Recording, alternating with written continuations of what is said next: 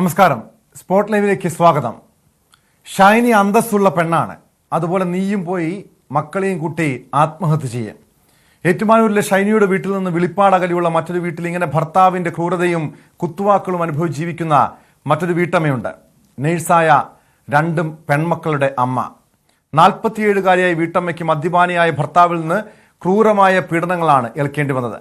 കോടതിയുടെ സംരക്ഷണ ഉത്തരവ് നിലനിൽക്കെയാണ് ഏറ്റുമാനൂരിലെ 47-കാരിയെ ഭർത്താവും ഭർത്തൃമാതാവും ക്രൂരമായി പീഡിപ്പിച്ചതെന്ന് പോലീസ് പറയുന്നുണ്ട്. ഭർത്താവ് ജോമൻ 2 തവണ കോടതി ഉത്തരവ് ലംഘിച്ച് അക്രമം നടത്തിയതായും എഫ്ഐആറിൽ പറയുന്നു. കോടതിയിൽ സമർപ്പിക്കേണ്ട നിർണായക തെളിവായ മൊബൈൽ ഫോണും ജോമോൻ തകർത്ത് കളഞ്ഞു. ജി ശ്രീജിത്ത് ചേരുന്നു കോട്ടയത്ത് നിന്ന് വിവരങ്ങളുമായി.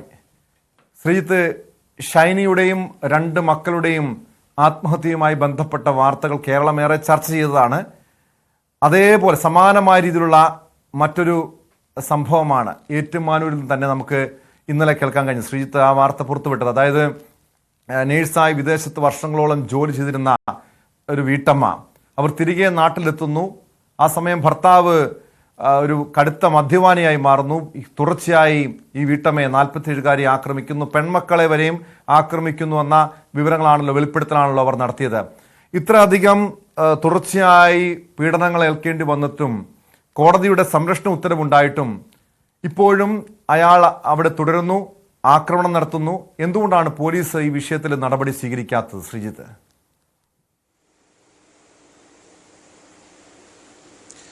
പോലീസ് നടപടി സ്വീകരിച്ചില്ല എന്ന് നമുക്ക് പറയാൻ കഴിയില്ല ടോം. പോലീസ് നടപടി സ്വീകരിച്ചില്ല എന്നുള്ള പരാതി ഇതുവരെ വീട്ടമ്മയും പറയുന്നില്ല. അതായത് പോലീസ് ഈ സംഭവങ്ങളെല്ലാം ഉണ്ടാകുമ്പോൾ അവിടെ എത്തുന്നുണ്ട്, തുടർ നടപടികൾ സ്വീകരിക്കുന്നുണ്ട്. ഇയാൾക്കെതിരെ പരാതി വരുന്ന സമയത്ത് അതിൽ എഫ്ഐആർ ഇടുകയും അന്വേഷണം നടത്തുകയും ചെയ്യുന്നുണ്ട്. ഏറ്റവും ഒടുവിൽ നമ്മൾ ഇന്ന് രാവിലെ പുറത്തുവിട്ട വാർത്തയുമായ എഫ്ഐആർ ആണ്. ആ എഫ്ഐആറിൽ തന്നെ വളരെ കൃത്യമായി പറയുന്നുണ്ട് 2 തവണ, അതായത് ഈ കോടതിയുടെ സംരക്ഷണ ഉത്തരവ് ലംഘിച്ചുകൊണ്ട് 2 തവണ ഈ വീട്ടിലെത്തി ഇയാൾ അക്രമം നടത്തി എന്നുള്ളത്. അതാണ് ഏറ്റവും പ്രധാനപ്പെട്ടത്. ജനുവരി 25-ന് ഇവരുടെ മുഖത്തിടിക്കുകയാണ് അയാൾ ചെയ്യുന്നത്. ഈ മാർച്ച് 15-ന്, അതായത് ദിവസങ്ങൾക്ക് മുൻപ് നടന്നത്, ഈ വീടിന്റെ മുറിയിലെ വൈദ്യുതി വിച്ഛേദിക്കാൻ ചെന്നപ്പോൾ അവിടെ ഉണ്ടായിരുന്ന അലൂമിനിയത്തിന്റെ ഏണി ഉണ്ടായിരുന്നു. അതുകൊണ്ട് ഇവരുടെ ശരീരത്തെ കുത്തുകയും ചെയ്തു. മാത്രമല്ല ഇവരുടെ കൈവശം ഇത്തരം നിരവധി വീഡിയോകൾ ചിത്രീകരിച്ചതടക്കമുള്ള മൊബൈൽ ഫോൺ, ആ മൊബൈൽ ഫോൺ ഇയാൾ ഈ പ്രതിയായ ജോമോൻ നശിപ്പിക്കുകയും ചെയ്തു എന്നുള്ളതാണ്. ഈ സംഭവത്തെ തുടർന്നും ഇയാൾ അറസ്റ്റിലായി. പക്ഷെ സംഭവിക്കുന്നത് വളരെ പെട്ടെന്ന് അറസ്റ്റിലാകുന്നു, വളരെ പെട്ടെന്ന് പുറത്തിറങ്ങുന്നു എന്നൊക്കെയുള്ളതാണ്. ചിന്തിക്കേണ്ടത് 19 വയസ്സുകാരിയെ മകളുടെ കഴുത്തിനടക്കം പരിക്കേൽപ്പിച്ച ഒരു ഇയാൾ എന്നുള്ളതാണ്. ഇയാളെ എങ്ങനെയാണ് പിതാവെന്ന് വിളിക്കേണ്ടി വരിക എന്ന സംശയം മാത്രമാണ് ബാക്കിയാവുന്നത്. എന്തായാലും ഒരു കാര്യം ഉറപ്പാണ്, നമ്മുടെ സംവിധാനങ്ങൾ ഒരുപക്ഷെ ഈ പോലീസൊക്കെ പെട്ടെന്ന് ആക്ട് ചെയ്യുന്നുണ്ട്. പക്ഷെ അതിനുശേഷവും കോടതിയിൽ നടന്നത് എന്ത് എന്ന് വ്യക്തമല്ല. കാരണം കോടതിയിൽ പെട്ടെന്ന് പ്രോസിക്യൂഷനാണ്, പബ്ലിക് പ്രോസിക്യൂട്ടറാണ് ഈ കേസിന് വേണ്ടി വാദിച്ചത്. സ്വാഭാവികമായും പിന്നീട് ഈ കേസിൽ വളരെ പെട്ടെന്ന് തന്നെ ഇയാൾക്ക് ഇങ്ങനെ പുറത്തിറങ്ങി നടക്കാൻ കഴിയുന്ന ഒരു സാഹചര്യം ഉണ്ടായിട്ടുണ്ട്. പ്രത്യേകിച്ച് ആലോചിക്കേണ്ടത് 1 തവണയല്ല, 2 തവണയാണ് ഏറ്റുമാനൂർ മജിസ്ട്രേറ്റ് കോടതിയുടെ ഉത്തരവ് ലംഘിച്ചുകൊണ്ട് കോടതി ഉത്തരവിന് പുല്ലുവില കൽപ്പിച്ചുകൊണ്ട് ഇയാൾ ഇത്തരം അക്രമങ്ങൾ നടത്തിയത്. അങ്ങനെ കോടതി ഉത്തരവ് തുടർച്ചയായി ലംഘിച്ചുകൊണ്ട് വീണ്ടും ഈ ഭാര്യയുടെ അടുത്ത് ചെല്ലുന്നു, അവരെ ക്രൂരമായി മർദ്ദിക്കുന്നു, മക്കൾക്ക് നേരെ അതിക്രമം കാണിക്കുന്നു. ഇയാളുടെ ജാമ്യം തന്നെ റദ്ദാക്കേണ്ടതല്ലേ? ശക്തമായ നടപടി സ്വീകരിക്കേണ്ടതല്ലേ? അത്തരമൊരു നീക്കം പോലീസിന്റെ ഭാഗത്തുനിന്ന് ഉണ്ടാകുന്നുണ്ടോ?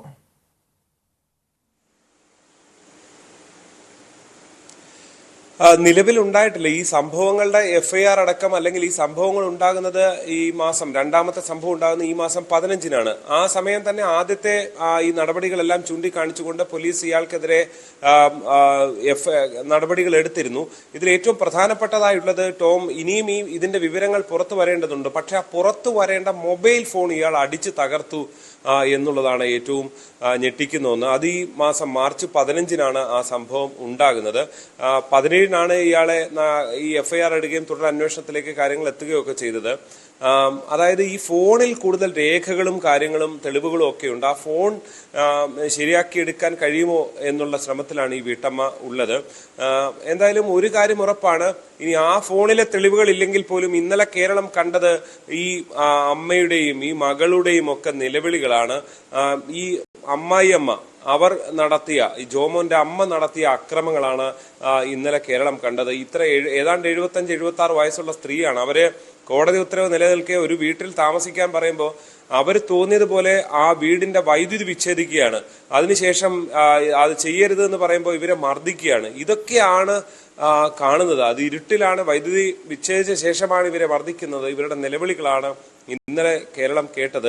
എന്തായാലും ഒരു കാര്യം ഉറപ്പാണ്, ഇത്തരം ക്രൂരന്മാർക്ക് ഇങ്ങനെയൊന്നുമുള്ള ശിക്ഷയല്ല വേണ്ടത്, ഇങ്ങനെയൊന്നുമല്ല ഇവരുടെ കാര്യങ്ങളിൽ നടപടികൾ ഉണ്ടാകേണ്ടത് എന്നുള്ളത് യാതൊരു സംശയവും ഇല്ലാതെ പറയാം. കാരണം ഈ ഭാര്യയെ മർദ്ദിക്കുന്നതിനപ്പുറത്തേക്ക് ഭാര്യയെ മർദ്ദിക്കുന്നു എന്നുള്ളത് നമുക്ക് വില കുറച്ച് കാണാൻ കഴിയില്ല.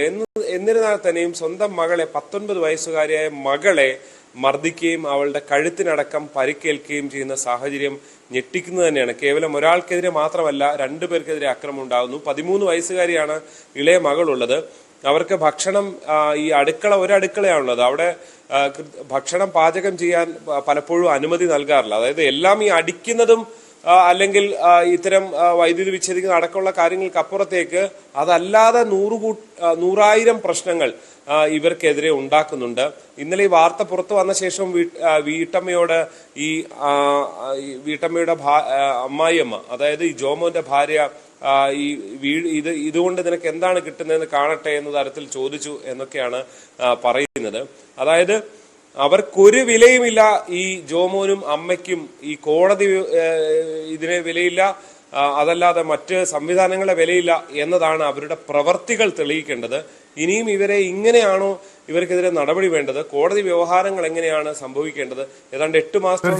കാരണം കോടതിയുടെ ഉത്തരവിനെ പോലും വില കൽപ്പിക്കാത്ത ഭർത്താവ് ജോമോനും ജോമോന്റെ അമ്മയും, അതാണ് ഓരോ ദിവസങ്ങളിൽ നമുക്ക് കഴിഞ്ഞ ദിവസം ഇന്നലെ മുതൽ ശ്രീജിത്ത് പുറത്തുവിടുന്ന ഓരോ വാർത്തകളിൽ നിന്നും മനസ്സിലാക്കാൻ കഴിയുന്നത്. ശ്രീജിത്ത്, സാധാരണഗതിയിൽ ഒരു യുവതി ഗാർഹിക പീഡനത്തെ തുടർന്ന് ആത്മഹത്യ ചെയ്തു കഴിയുമ്പോൾ അത് പിന്നീട് വലിയ ചർച്ചയാകും, അവർക്കെതിരെ നടപടി സ്വീകരിക്കും. പക്ഷെ ഇവിടെ ഈ ഭർത്താവിന്റെ ക്രൂരതയും ഭർത്തൃമാതാവിന്റെ, അതായത് ഭർത്തൃ വീട്ടുകാരുടെയൊക്കെ ക്രൂരമായ പീഡനങ്ങളൊക്കെ ഏറ്റ് ജീവിതം മുന്നോട്ട് കൊണ്ടുപോകുന്ന, അതായത് തൻ്റെ മക്കൾക്ക് വേണ്ടി ജീവിക്കുന്ന ഒരു സ്ത്രീയാണ് നമുക്കിവിടെ കാണാൻ കഴിയുന്നത്.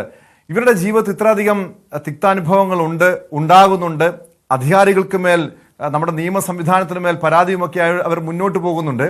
പക്ഷെ ഇപ്പോഴും നീതി കിട്ടാത്ത അവസ്ഥ, ഇപ്പോഴും ദുരിത ജീവിതം നയിക്കേണ്ട ഒരു ഗതികേട്, ഇത് ഇനി ആരാണ് നടപടി സ്വീകരിക്കേണ്ടത്? ശ്രീജിത്ത്, ഇത്തരം ഒരു സാഹചര്യവുമായി മുന്നോട്ട് പോകുന്ന ഈ സ്ത്രീക്ക് ആരാണ് സംരക്ഷണം നൽകേണ്ടതെന്നൊരു ചോദ്യം ബാക്കിയാകുന്നുണ്ടല്ലോ.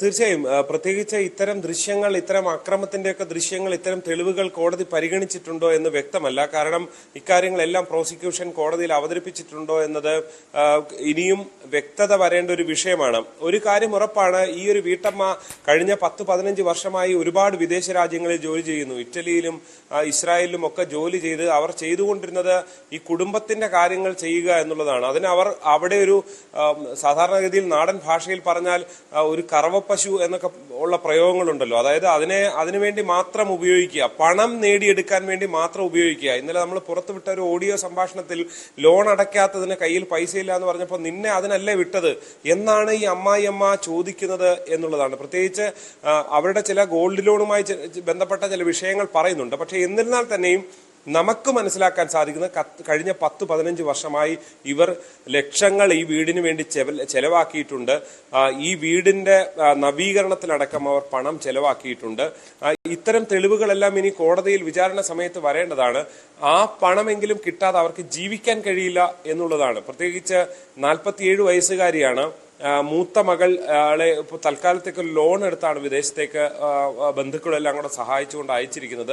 ഇളയ മകളുണ്ട്. അപ്പൊ ഇവരുടെ മുന്നോട്ടുള്ള ജീവിതത്തിന് പണം എന്നുള്ളത് വളരെ അനിവാര്യമാണ്. കാരണം ഇവർക്കിനിയും ഈ ഇളയ മകൾ ഇവരുടെ കൂടെയാണുള്ളത്, അതുമായി മുന്നോട്ട് പോകേണ്ടതുണ്ട്. പക്ഷെ ഇവർ ഈ വർഷം മുഴുവൻ, ഈ കാലങ്ങൾ മുഴുവൻ പണിയെടുത്തതിന്റെ പണം മുഴുവൻ ഭർത്താവായ ജോമോൻ പ്രത്യേകിച്ച് നാട്ടിൽ കാര്യമായ ജോലിയൊന്നും ചെയ്യാതെ ലക്ഷറിയായി ജീവിക്കുന്നു, പുതിയ വാഹനങ്ങൾ മേടിക്കുന്നു. അങ്ങനെയൊക്കെ ജീവിക്കുന്ന ഒരു കാഴ്ചയാണ് ഏറ്റുമാനൂരിലെ പേരൂരിൽ ഉണ്ടായത് എന്നുള്ളതാണ് നമ്മളെ അസ്വസ്ഥതപ്പെടുത്തുന്ന ഒന്ന്. ഈ വീട്ടമ്മയെ സംബന്ധിച്ച് അവരവരുടെ ഒരു കടമ നിർവഹിക്കുന്നു. കൂടുതൽ വീട്ടിൽ പ്രശ്നങ്ങൾ ഉണ്ടാകാതിരിക്കട്ടെ എന്ന കടമ നിർവഹിക്കുന്നു. അത് ചെയ്യുകയാണ് ചെയ്തതെന്നാണ് അവർ പറയുന്നത്. പക്ഷെ എന്തു തന്നെയായാലും അവർ പിന്നീട് ഈ നാട്ടിലെത്തി വീണ്ടും ഈ പ്രശ്നങ്ങളൊക്കെ പരിഹരിച്ചുകൊണ്ട് മുന്നോട്ട് പോകാൻ ശ്രമിക്കുമ്പോഴും അവർക്കെതിരെ അക്രമങ്ങളാണ് ഉണ്ടാകുന്നത് എന്നുള്ളതാണ്. നമ്മുടെ സംവിധാനങ്ങൾ കുറച്ചുകൂടി മനസ്സ് വെച്ച് ഇതിലെന്താണ് ചെയ്യേണ്ടത്, ഇങ്ങനെയൊക്കെ ചെയ്താൽ മതിയോ എന്ന് ചിന്തിക്കണം. ടോം നേരത്തെ ശരിയായി സൂചിപ്പിച്ചതുപോലെ ഷൈനിയുടെയും 2 മക്കളുടെയും ദൃശ്യങ്ങൾ കണ്ട് കരഞ്ഞവരാണ് മലയാളികൾ. എന്തുകൊണ്ട് അങ്ങനെ ചെയ്തു? ആരും സഹായിക്കാനുണ്ടായിരുന്നില്ലേ? ജോലി കൊടുക്കാഞ്ഞത് എന്തുകൊണ്ട്? 100,000 ചോദ്യങ്ങൾ മലയാളികൾ ആ സമയത്ത് ആവേശപൂർവ്വം വേദനയോടെയും രോഷത്തോടെയും ഒക്കെ ചോദിച്ചു.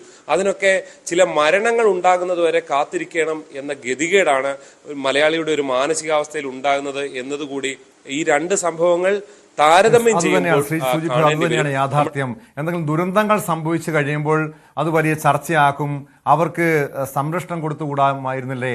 അല്ലെങ്കിൽ അവർക്ക് ശ്രീ സൂചിപ്പിച്ചതുപോലെ അവർക്ക് എന്തുകൊണ്ട് ജോലി നിഷേധിച്ചു? അതല്ലേ ആത്മഹത്യ കാരണമായത്? അവരുടെ വീട്ടുകാർ എന്തുകൊണ്ട് സംരക്ഷണം നൽകിയില്ല? അങ്ങനെ പല ചോദ്യങ്ങളും ഉയരാറുണ്ട്. പക്ഷെ ഇവിടെ ഷൈനിയുടെ വീടിന് വെളിപ്പാടകലെയാണ് ഈ മറ്റൊരു സ്ത്രീയും 47-കാരിയും അവരുടെ 2 പെൺമക്കളും ദുരിതജീവിതം നയിക്കുന്നത്. ഭർത്താവിൽ നിന്നും ക്രൂരമായ പീഡനങ്ങൾ ഏറ്റുവാങ്ങുന്നത്, അതിന്റെ തെളിവുകളടക്കം പുറത്തു വന്നിട്ടുണ്ട്.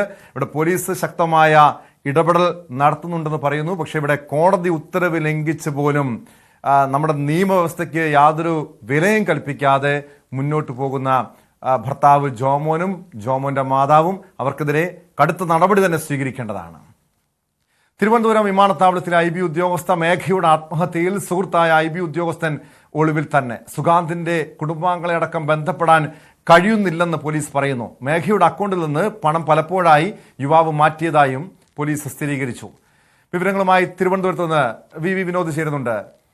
വിനോദ്, മേഘ ട്രെയിനിന് മുന്നിൽ ചാടി ആത്മഹത്യ ചെയ്യുന്നതിന് മുൻപ്, അതായത് ഏറ്റവും അവസാനം ഫോണിൽ ബന്ധപ്പെട്ടത് മലപ്പുറം സ്വദേശിയായ ആൺസുഹൃത്തായ ഈ സുഗാന്തിനെയാണെന്ന വിവരങ്ങൾ ലഭ്യമായിരുന്നു.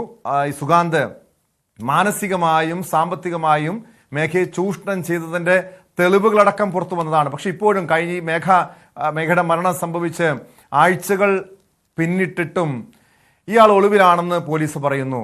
പ്രത്യേകിച്ച് IB ഉദ്യോഗസ്ഥനാണ്. IB പോലും ഈ വിഷയത്തിൽ നടപടി സ്വീകരിച്ചിട്ടില്ലേ? എന്താണ് ഈ വിഷയത്തിൽ പോലീസ് നൽകുന്ന വിവരങ്ങൾ? ഇയാളെക്കുറിച്ച്, കാരണം വീട്ടിലില്ല, ഓഫീസിലില്ല, എവിടെയാണ് സംബന്ധിച്ച് എന്തെങ്കിലും സൂചനയുണ്ടോ?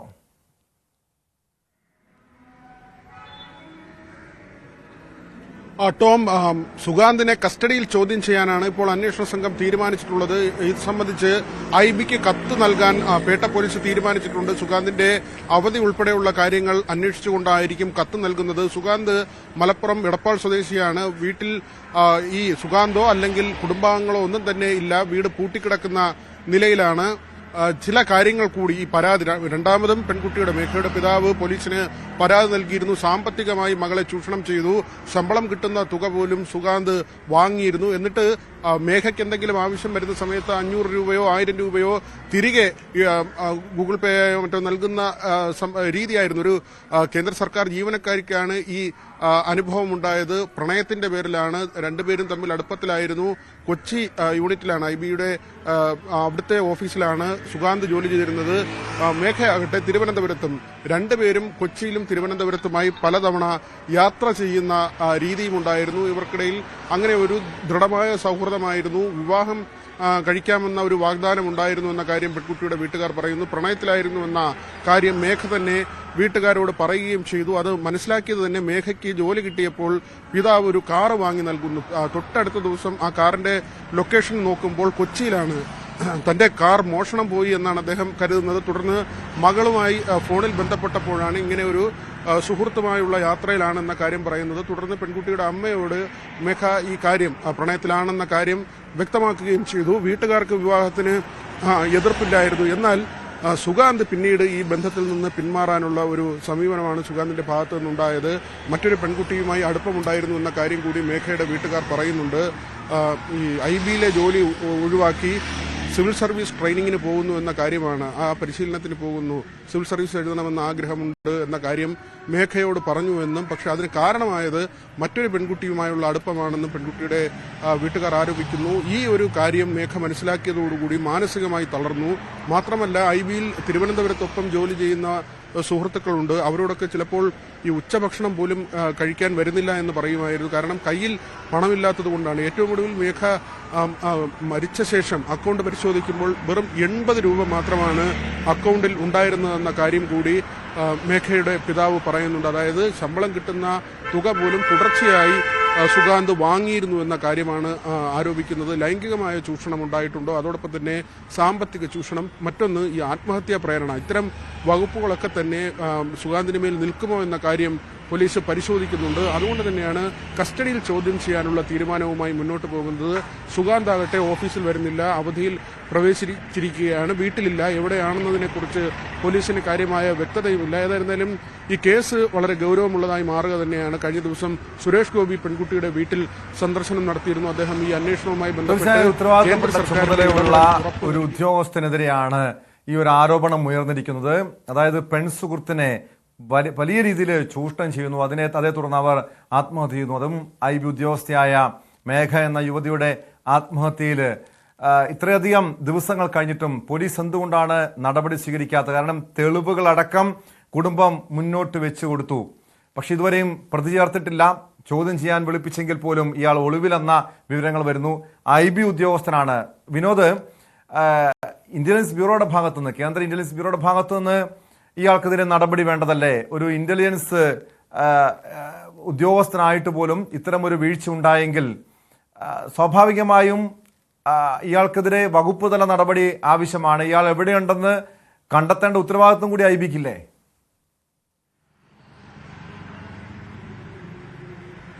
തീർച്ചയായും അങ്ങനെ തന്നെയാണ്. കാരണം ഈ സാമ്പത്തിക ഇടപാടുകൾ സംബന്ധിച്ചുള്ള രേഖകൾ ഇതിനകം തന്നെ പോലീസ് ശേഖരിച്ചിട്ടുണ്ട്. അതായത് ഇതൊരു ആരോപണം മാത്രമല്ല, മേഘയുടെ അക്കൗണ്ടിൽ ഉണ്ടായിരുന്ന പണം സുഗാന്തിന്റെ അക്കൗണ്ടിലേക്ക് വന്നു എന്നതിന് സ്ഥിരീകരണമുണ്ട്. ഇക്കാര്യങ്ങൾ പോലീസ് പരിശോധിച്ചു. ഇതിന്റെ കൂടി അടിസ്ഥാനത്തിലാണ് കസ്റ്റഡിയിൽ ചോദ്യം ചെയ്യാനുള്ള നടപടി. സുഗാന്ത് എവിടെ എന്നുള്ള കാര്യങ്ങൾ പരിശോധിച്ചുകൊണ്ട് ലീവിന്റെ കാര്യങ്ങൾ ഉൾപ്പെടെ ആരാഞ്ഞുകൊണ്ടാണ് IBക്ക് കത്ത് നൽകാൻ തീരുമാനിച്ചിട്ടുള്ളത്. കഴിഞ്ഞ ദിവസം നമ്മൾ ഈ പറഞ്ഞതുപോലെ തന്നെ കേന്ദ്രമന്ത്രി സുരേഷ് ഗോപി പെൺകുട്ടിയുടെ വീട്ടിലെത്തുകയും അന്വേഷണം ഊർജിതമായി മുന്നോട്ട് പോകുമെന്ന ഉറപ്പ് പെൺകുട്ടിയുടെ കുടുംബത്തിന് നൽകുകയും ചെയ്തു. പക്ഷേ ഈ മരണം സംഭവിച്ച ദിവസങ്ങൾ കഴിയുമ്പോഴും മെല്ലെപ്പോക്ക് എന്നൊരു ആരോപണം കുടുംബത്തിന്റെ ഭാഗത്തു നിന്ന് അല്ലെങ്കിൽ ഈ നാട്ടുകാരുടെ ഭാഗത്തു നിന്ന് ഉയരുന്നുണ്ട്. കാരണം ദിവസം ഇത്രയും ആകുമ്പോഴും മറ്റ് തെളിവുകൾ സമാഹരിച്ച് മുന്നോട്ട് പോകുന്നതിൽ ഒരു കാലതാമസം ഉണ്ടോ എന്ന തരത്തിലുള്ള ചില ആക്ഷേപങ്ങളാണ് ഉയർന്നു വരുന്നത്. സാമ്പത്തിക ഇടപാട് സംബന്ധിച്ച് മിനിഞ്ഞാന്നാണ് കുടുംബം പരാതി നൽകുന്നത്. പക്ഷേ അതിനു മുൻപ് തന്നെ ഇത്തരം ആരോപണങ്ങൾ ഉയർന്നിരുന്നു. മാത്രമല്ല ആത്മഹത്യാ പ്രേരണ കുറ്റം, ഈ ട്രെയിനിൽ ലോക്കോ പൈലറ്റ് നൽകിയിട്ടുള്ള മൊഴി തന്നെ താൻ കാണുമ്പോൾ ഈ പെൺകുട്ടി ട്രാക്കിലൂടെ നടക്കുകയാണ്, ഫോൺ ചെയ്യുന്ന നിലയിലായിരുന്നു, ഫോൺ ചെയ്തുകൊണ്ടാണ് നടന്നിരുന്നത്. മാത്രമല്ല അവിടെ പരിസരവാസിയും ഇത് കണ്ടിരുന്നു. അതിനർത്ഥം ഈ വിവാഹം നടക്കണമെന്ന് പെൺകുട്ടി മേഘ അതീവമായി ആഗ്രഹിച്ചിരുന്നു. പക്ഷേ സുഗാന്ത് അതിൽ നിന്ന് പിന്മാറുകയും ചെയ്തു. പലപ്പോഴായി ഇവർക്കിടയിൽ ഈ സംഭാഷണം ഫോണിലൂടെ നടന്നിരുന്നു. പക്ഷേ സുഗാന്ത് വിവാഹത്തിന് തയ്യാറായിരുന്നില്ല. മാത്രമല്ല പെൺകുട്ടിയെ ഒഴിവാക്കാനുള്ള നീക്കം നടക്കുന്നു. ഇത് മേഘയെ വല്ലാതെ തളർത്തുകയും ചെയ്തിരുന്നു. അതുകൊണ്ട് തന്നെയാണ് ഏറ്റവും ഒടുവിൽ ജോലി കഴിഞ്ഞ് വീട്ടിലേക്ക് പോകുന്ന വഴിയിൽ റെയിൽവേ ട്രാക്കില്ല, അങ്ങനെയെങ്കിൽ ജീവിതം അവസാനിപ്പിക്കുക എന്ന ഒരു തീരുമാനത്തോടുകൂടി മേഘ റെയിൽവേ ട്രാക്കിനടുത്തേക്ക് എത്തുന്നു. റെയിൽപാളത്തിലൂടെ നടക്കുമ്പോഴും ഫോൺ ചെയ്യുന്നുണ്ടായിരുന്നു. അത് സുഗാന്തിനെയാണ് വിളിച്ചതെന്ന് മനസ്സിലായിട്ടുണ്ട്. ഏറ്റവും ഒടുവിൽ, അതായത് ജീവിതം അവസാനിപ്പിക്കുന്നതിന് തൊട്ട് മുൻപ് പോലും ആ വിവാഹ ജീവിതം സാധ്യമാകുമോ എന്ന കാര്യം ആ പെൺകുട്ടി പരിശോധിക്കുകയാണ്. പ്രണയത്തിൽ വീണുപോയ ഒരു പെൺകുട്ടിയാണ്. പണം, കിട്ടുന്ന ശമ്പളം പോലും കാമുവിന് നൽകിക്കൊണ്ടിരുന്ന ഒരു സർക്കാർ ഉദ്യോഗസ്ഥയാണ്. അത് നമ്മൾ ആ ഒരു ഗൗരവം, ആ പെൺകുട്ടി എത്രമാത്രം തന്റെ ജീവിതത്തിലേക്ക് ആ പുരുഷന്റെ സാന്നിധ്യം ആഗ്രഹിച്ചിരുന്നു എന്ന ഒരു തെളിവ് കൂടിയാണ് അതൊക്കെ. അങ്ങനെ തീർത്തും വൈകാരികമായി ഏറ്റവും ഒടുവിൽ ആ ട്രെയിൻ തട്ടി മരിക്കുന്നതിന് മുൻപ് പോലും, ആ നിമിഷങ്ങൾക്ക് മുൻപ് പോലും അയാളുടെ മനസ്സിന് എന്തെങ്കിലും മാറ്റമുണ്ടാകുമോ എന്ന കാര്യമാണ് ആരാഞ്ഞത്. പക്ഷേ അങ്ങനെ ഉണ്ടാകുന്നില്ല എന്ന് കണ്ടപ്പോൾ ജീവനൊടുക്കുന്നു. അവിടെയാണ് ഈ ആത്മഹത്യാ പ്രേരണ കുറ്റം ഉൾപ്പെടെ ചുമത്തപ്പെടുമോ അല്ലെങ്കിൽ ചുമത്തപ്പെടാനുള്ള സാധ്യതകൾ നോക്കുന്നത്, പോലീസ് പരിശോധിക്കുന്നത്. അതിന്റെ അടിസ്ഥാനത്തിൽ ഇപ്പോൾ ഈ സാമ്പത്തിക ചൂഷണം ഉൾപ്പെടെയുള്ള കാര്യങ്ങളുണ്ട്. ആ തരത്തിൽ വിവിധ വകുപ്പുകൾ ഉൾപ്പെടുത്തി ഒരുപക്ഷെ സുഗാന്തിനെ ഈ കേസിൽ പ്രതിയാക്കാനുള്ള സാധ്യതകളാണ് നിലനിൽക്കുന്നത്. ടോം. വ്യക്തമാണ്. VV വിനോദാണ് തിരുവനന്തപുരത്ത് നിന്ന് വിവരങ്ങൾ നൽകിയത്. ഒരു സാധാരണ പെൺകുട്ടിയുടെ മരണത്തിലല്ല ഈ രീതിയിലുള്ള അന്വേഷണത്തിൽ വീഴ്ച ഉണ്ടാകുന്നത്. ഒരു IB ഉദ്യോഗസ്ഥ ആത്മഹത്യ ചെയ്ത് 2 ആഴ്ച ആകുമ്പോഴും ആരോപണ വിധേയനായ വ്യക്തിക്ക് ഒളിവിൽ പോകാനുള്ള സാഹചര്യം ഒരുക്കുന്നു. ഇതുവരെ അയാളെ പ്രതി പോലും ചേർത്തിട്ടില്ല, ചോദ്യം ചെയ്തിട്ടില്ല, ഒളിവിലാണെന്ന വിശദീകരണമാണ് പോലീസ് നൽകുന്നത്. പക്ഷേ കേസ് അട്ടിമറിക്കാനുള്ള ശ്രമങ്ങൾ നടക്കുന്നു. പോലീസിന്റെ അന്വേഷണത്തിൽ വലിയ ഗുരുതരമായിട്ടുള്ള വീഴ്ചകൾ ഉണ്ടാകുന്നു എന്ന് കുടുംബം ആരോപിക്കുന്നുണ്ട്. അത്രയധികം തെളിവുകൾ ഉണ്ടായിട്ട് പോലുമാണ് ഈ രീതിയിലുള്ള വീഴ്ചകൾ ഈ കേസിൽ സംഭവിക്കുന്നത്. കാസർഗോഡ് ട്രെയിൻ യാത്രക്കിടെ പെൺസുഹൃത്തിനെ മോശമായ രീതിയിൽ നോക്കിയത് ചോദ്യം ചെയ്ത വിരോധത്തിൽ ട്രെയിനിന് നേരെ ആക്രമണം. ട്രെയിനിന് നേരെ കല്ലെറിഞ്ഞ പ്രതിയെ റെയിൽവേ പോലീസ് മണിക്കൂറുകൾക്കകം പിടികൂടി. തെക്കിൻ വയലാട്ടി സ്വദേശി S. അനിൽകുമാറാണ് പിടിയിലായത്. യുവാവ് അക്രമാസക്തനാവുകയും കല്ലെറിയുകയും ചെയ്യുന്ന വീഡിയോ സമൂഹ മാധ്യമങ്ങളിൽ പ്രചരിക്കുന്നുണ്ട്.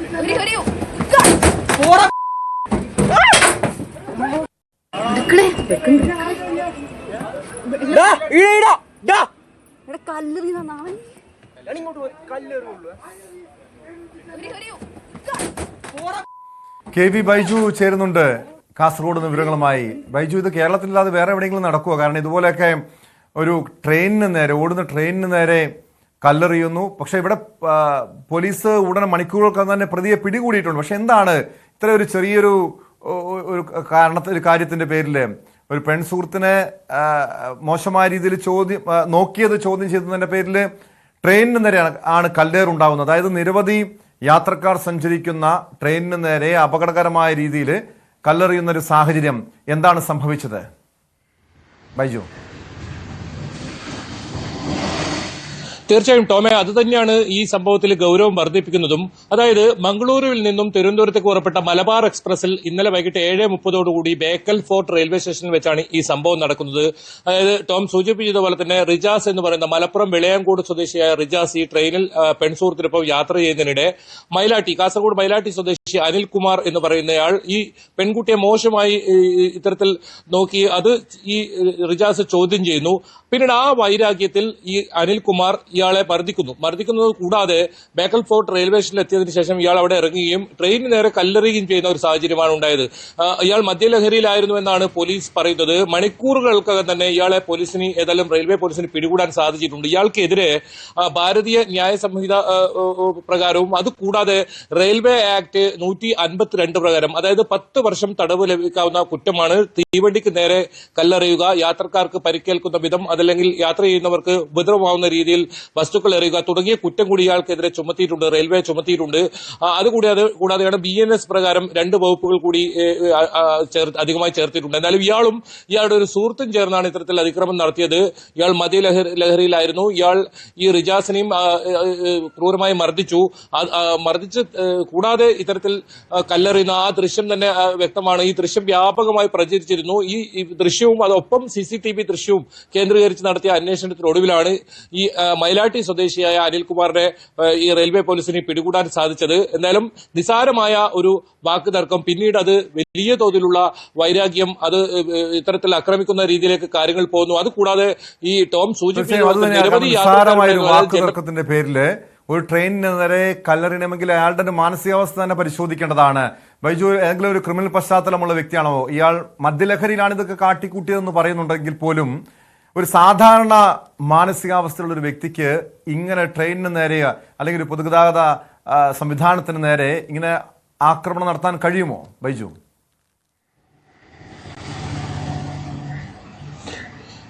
ടോമെ, ഈ കാര്യത്തിൽ ഇയാൾക്ക് ക്രിമിനൽ പശ്ചാത്തലമുണ്ടോ എന്ന കാര്യത്തിൽ ഇപ്പോൾ നിലവിൽ വ്യക്തതയില്ല. പോലീസ് അത് സംബന്ധിച്ച് വിശദീകരണമൊന്നും നൽകിയിട്ടില്ല. പോലീസ് പറയുന്നത് ഇത്തരത്തിൽ ഇയാൾ ഈ കല്ലെറിയുന്ന ദൃശ്യം തന്നെ ഇതിൽ ഏറ്റവും വലിയ തെളിവാണ്. ആ ദൃശ്യം പുറത്തു വന്നതോടുകൂടിയാണ് അന്വേഷണം ഊർജിതമാക്കിയതും ഇയാളെ തിരിച്ചറിയാൻ കഴിഞ്ഞതും. ആ ദൃശ്യത്തിൽ പരിശോധിച്ചാൽ നമുക്ക് മനസ്സിലാക്കും ഇയാളുടെ കൂടെ ഒരു സുഹൃത്തുണ്ടായിരുന്നു. ആ സുഹൃത്ത് ഈ ട്രെയിനിന് കല്ലെറിയരുത് എന്ന രീതിയിൽ പറയുന്നതൊക്കെ ശബ്ദം നമുക്ക് അതിൽ നിന്ന് കേൾക്കാൻ സാധിക്കും. ഇത്തരത്തിൽ നിറയെ യാത്രക്കാരുമായി പോകുന്ന ഒരു തീവണ്ടിക്ക് നേരെയാണ് ഈ കല്ലെറിയുന്നത്. നമുക്കറിയാം മലബാർ എക്സ്പ്രസിൽ ജനറൽ കമ്പാർട്ട്മെന്റിൽ എത്രത്തോളം നിറയെ ആളുകളാണ് ആ സമയത്തൊക്കെ യാത്ര ചെയ്യുന്നത്. അത് അത്തരത്തിൽ വലിയ തോതിൽ ആളുകൾ ഉണ്ടായിരുന്നു. ബേക്കൽ ഫോർട്ട് റെയിൽവേ സ്റ്റേഷനിൽ എത്തിയപ്പോഴാണ് ഈ സംഭവം, ഈ കല്ലെറിയുന്ന സംഭവം ഉണ്ടായത്. ഇതിനുശേഷം ഇയാൾ രക്ഷപ്പെടുകയായിരുന്നു. പിന്നീട് ഈ റെയിൽവേ പോലീസ് നടത്തിയ സമർത്ഥമായ നീക്കത്തിനൊടുവിലാണ് ഇയാളെ അറസ്റ്റ് ചെയ്തത്. എന്തായാലും ഇയാൾക്കെതിരെ ജാമ്യമില്ലാ വകുപ്പ് പ്രകാരം കേസെടുത്തിട്ടുണ്ട്. അതുകൂടാതെ മാത്രമല്ല ഈ സുഹൃത്തിനെതിരെയും കേസെടുക്കുമെന്നാണ്, ഇയാൾ ഒപ്പം ഉണ്ടായ സുഹൃത്തിനെതിരെയും കേസെടുക്കുമെന്നാണ് ഏതായാലും റെയിൽവേ പോലീസ് പറയുന്നത്. ടോം സൂചിപ്പിച്ചതുപോലെ തന്നെ നിസാരമായ വാക്ക് തർക്കങ്ങൾ അത് വലിയ തോതിലുള്ള സംഭവങ്ങളിലേക്ക്, ഒരുപക്ഷെ കൊലപാതകങ്ങളിലേക്കും മറ്റും നടക്കുന്ന ഒരു സാഹചര്യം തന്നെയാണ് ഇപ്പോഴും ഉള്ളത്. അത്തരത്തിൽ ഈ ഒരു സംഭവം ഈ ട്രെയിനിന് നേരെ ഈ കല്ലെറിയുന്ന ഒരു സാഹചര്യമാണ് ഉണ്ടായത്. എന്തായാലും ഈ പ്രതിയെ പോലീസ് കൃത്യമായ സമയത്ത് പിടികൂടിയിട്ടുണ്ട്. ഇയാൾക്കെതിരെ ശക്തമായ നിയമ നടപടിയും സ്വീകരിച്ചിട്ടുണ്ട്. ടോം. യെസ്, വ്യക്തമാണ്. KV ബൈജു ആണ് വിവരങ്ങൾ നൽകിയത്. ബൈജു സൂചിപ്പിച്ചതുപോലെ ഇയാൾക്കെതിരെ ശക്തമായ നടപടി തന്നെ വേണ്ടതാണ്. കാരണം ഒരു ചെറിയ പ്രശ്നത്തിന്റെ പേരിൽ ട്രെയിനിന് നേരെ കല്ലെറിയുന്ന സംഭവം കാസർഗോഡാണ് ഉണ്ടായത്. തിരുവനന്തപുരം സ്പെൻസർ ജംഗ്ഷനിലെ സൗത്ത് ഇന്ത്യൻ ബാങ്ക് ശാഖയിൽ ബോംബ് ഭീഷണി. ബോംബ് സ്ക്വാഡ് പരിശോധന നടത്തുകയാണ്. ബാങ്കിന്റെ ഔദ്യോഗിക മെയിലിലാണ് ഭീഷണി സന്ദേശം എത്തിയത്. ഇന്ന് രാവിലെ 7 മണിക്കാണ് സന്ദേശം ലഭിക്കുന്നത്. സയ്യിദ് ഹൈദർ എന്നയാളുടെ പേരിലാണ് ഭീഷണി സന്ദേശം ലഭിച്ചിരിക്കുന്നത്. ഡാൻ കുര്യൻ ചേരുന്നുണ്ട് തിരുവനന്തപുരത്ത് നിന്ന് വിവരങ്ങളുമായി. ഡാൻ, ഇന്ന് രാവിലെ 7 മണിക്ക് ഭീഷണി സന്ദേശം എത്തുന്നു. ഇപ്പോഴും അവിടെ പരിശോധന തുടരുകയാണോ? എന്താണ് ഈ മെയിലിലെ സന്ദേശത്തിൽ, ഇമെയിലിൽ എന്താണ് അതിന്റെ ഉള്ളടക്കം? എന്താണ് ടോം? സയ്യിദ് ഹൈദർ SDPI എന്ന പേരിലാണ് രാവിലെ 7:30 സൗത്ത് ഇന്ത്യൻ ബാങ്കിന്റെ സ്പെൻസർ ജംഗ്ഷനിലെ ആസ്ഥാനത്തേക്ക് ഇമെയിൽ സന്ദേശം ലഭിക്കുന്നത്.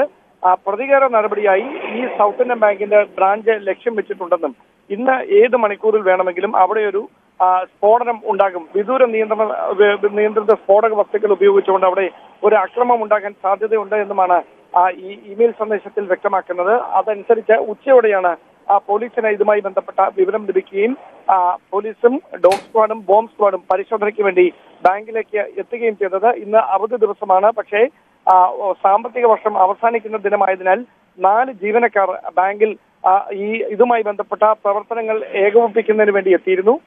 അവരടക്കം വിശദമായ പരിശോധനകൾ ബാങ്കിനുള്ളിൽ പോലീസുമായി മറ്റ് സുരക്ഷാ ഏജൻസികളുമായി ചേർന്ന് നടത്തിയെങ്കിലും ബാങ്കിനുള്ളിൽ നിന്ന് ഒന്നും കണ്ടെത്താൻ കഴിഞ്ഞിട്ടില്ല. ഈ സന്ദേശത്തിൽ വ്യക്തമാക്കുന്നത് കഴിഞ്ഞ ഒരാഴ്ചക്കിടയിൽ ഈ ബാങ്ക് ആക്രമിക്കണമെന്ന ലക്ഷ്യത്തോടെ ചിലർ പരിസരത്തേക്ക് എത്താനുള്ള സാധ്യതയുണ്ട് എന്നും കൂടി അവിടെ പറഞ്ഞു വെക്കുന്നുണ്ട്. അതുകൊണ്ട് CCTV ദൃശ്യങ്ങളിലടക്കം സംശയാസ്പദമായ തരത്തിൽ ബാങ്ക് പരിസരത്ത് ആരെങ്കിലും കഴിഞ്ഞ ദിവസങ്ങൾക്കുള്ളിൽ എത്തിയിട്ടുണ്ടോ എന്ന് കണ്ടെത്തുന്നതിന് വേണ്ടിയിട്ടുള്ള പരിശോധനയും പോലീസ് നടത്തുന്നുണ്ട്. അകത്തെ പരിശോധന പൂർത്തിയാക്കിയിട്ടുണ്ടോ എന്നാണ് ഉദ്യോഗസ്ഥരുടെ ഭാഗത്ത് നിന്ന് ഇപ്പോൾ ലഭിക്കുന്ന സൂചനകൾ. ഡാൻ, ഇതിന്റെ ഒരു സാധാരണഗതിയിൽ നമുക്കറിയാം വിമാനത്താവളങ്ങളിലും മറ്റുമൊക്കെ വ്യാജ ബോംബ് ഭീഷണി സന്ദേശം എത്താറുണ്ട്. അങ്ങനെ മാത്രം ഇതിനെ കണ്ടാൽ മതിയോ, അതോ ഗൗരവത്തോടു കൂടിയാണ് പോലീസ് ഇതിനെ കാണുന്നത്? പോലീസിനെ ഇപ്പോഴും കുഴയ്ക്കുന്ന ഒരു കാര്യം, ഒരു ഫേക്ക് ഐഡിയിൽ നിന്നാണോ ഈ ഇമെയിൽ സന്ദേശം ലഭിച്ചിരിക്കുന്നത് എന്ന കാര്യത്തിൽ പോലീസിന് ഇപ്പോഴും ഒരു അവ്യക്തതയുണ്ട്. കാരണം സയ്യിദ് ഹൈദർ SDPI എന്ന പേരിലാണ് ഈ ഇമെയിൽ സന്ദേശം ബാങ്കിലേക്ക് എത്തിയിരിക്കുന്നത്. ആ പേര് വ്യാജമാണോ അതോ യഥാർത്ഥത്തിൽ അങ്ങനെ ഒരാൾ ഉള്ളതാണോ എന്ന് കണ്ടെത്തുന്നതിന് വേണ്ടി ഈ ഇമെയിൽ സന്ദേശത്തിന്റെ IP അഡ്രസ് അടക്കം ട്രാക്ക് ചെയ്തുകൊണ്ടുള്ള പരിശോധനകളിലേക്ക് പോലീസ് കടക്കും. അതുമായി ബന്ധപ്പെട്ട നടപടികൾ ഉന്നത ഉദ്യോഗസ്ഥരുടെ മേൽനോട്ടത്തിൽ ആരംഭിച്ചിട്ടുണ്ട് എന്ന സൂചനകൾ തന്നെയാണ് ലഭിക്കുന്നത്. എന്തായാലും ഈ IP അഡ്രസ് കണ്ടെത്തുന്നതിലൂടെ അതുമായി ബന്ധപ്പെട്ട ഇത് ആരുപയോഗിക്കുന്ന മെയിലിൽ നിന്നാണ്, ആരാണ് ഈ മെയിൽ ബാങ്കിലേക്ക് അയച്ചിരിക്കുന്നത് എന്ന കാര്യത്തിൽ ഒരു വ്യക്തത കൈവരുമെന്നാണ് ഉദ്യോഗസ്ഥരുടെ വിലയിരുത്തൽ.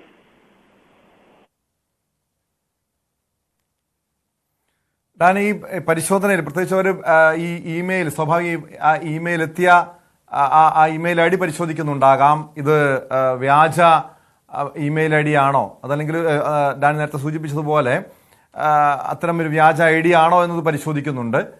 നിലവിൽ മറ്റേതൊക്കെ പോലീസിനെ കൂടാതെ ഏതൊക്കെ സംഘങ്ങളാണ് അവിടെ ഉള്ളത് ഡാൻ? പോലീസും ഡോഗ് സ്ക്വാഡും ബോംബ് സ്ക്വാഡും ചേർന്നാണ് പരിശോധനകൾക്ക് നേതൃത്വം നൽകുന്നത്. അതോടൊപ്പം ഈ ഇമെയിൽ സന്ദേശത്തിന്റെ ഉറവിടം കണ്ടെത്തുന്നതിന് വേണ്ടിയിട്ടുള്ള പരിശോധന സാങ്കേതിക വിദഗ്ധരുടെ കൂടി സഹകരണത്തോടെ ആയിരിക്കും പോലീസ് നടത്തുക. അങ്ങനെ ഈ ആരാണ് ഇമെയിൽ അയച്ചിരിക്കുന്നത് എന്ന കാര്യത്തിൽ ഒരു വ്യക്തത ഉണ്ടായാൽ ഇതിലെ എന്താണ് നിജസ്ഥിതി എന്ന കാര്യം ബോധ്യപ്പെടുമെന്ന വിലയിരുത്തലാണ് ഈ IP അഡ്രസ് കേന്ദ്രീകരിച്ചുകൊണ്ടുള്ള അന്വേഷണവും പോലീസ് ഇപ്പോൾ ഊർജിതമാക്കിയിരിക്കുന്നത്.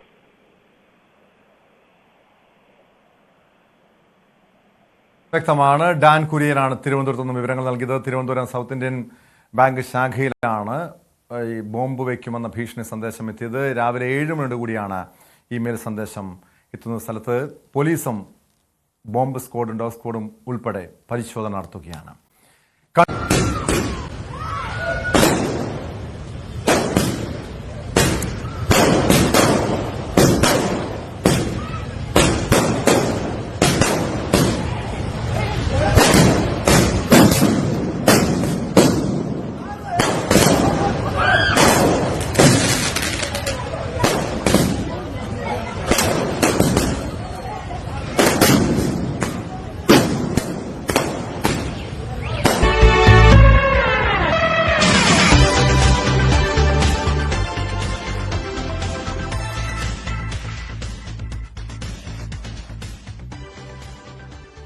കോഴിക്കോട് നാദാപുരത്ത് കാറിൽ വെച്ച് ഒരു സംഘം പടക്കം പൊട്ടിച്ചതിന്റെ ദൃശ്യങ്ങളാണ് ഇപ്പോൾ കണ്ടത്. സംഭവത്തിൽ 2 പേർക്കെതിരെ പോലീസ് കേസെടുത്തിട്ടുണ്ട്. ഇയങ്കോട് സ്വദേശികളായ ഷഹറാസ്, റെയ്സ് എന്നിവർക്കെതിരെയാണ് കേസ്.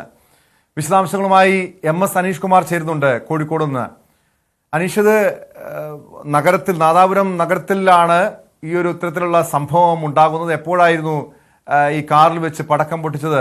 ഇത് എന്തെങ്കിലും ആഘോഷത്തിന്റെ ഭാഗമായിട്ടായിരുന്നോ? സംഭവത്തിൽ പോലീസിന്റെ നടപടി എങ്ങനെയാണ്?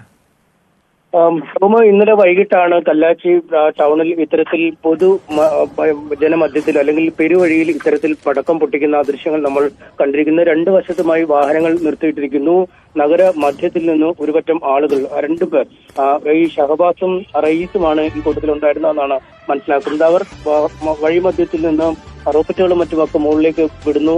ഇരുവശത്തുമായി ആളുകൾ തടിച്ചു നിൽക്കുന്നു. കെട്ടിടങ്ങളൊക്കെ ഉള്ള ഒരു സ്ഥലത്താണ് ഈ പടക്കം പൊട്ടിക്കൽ നടക്കുന്നത്.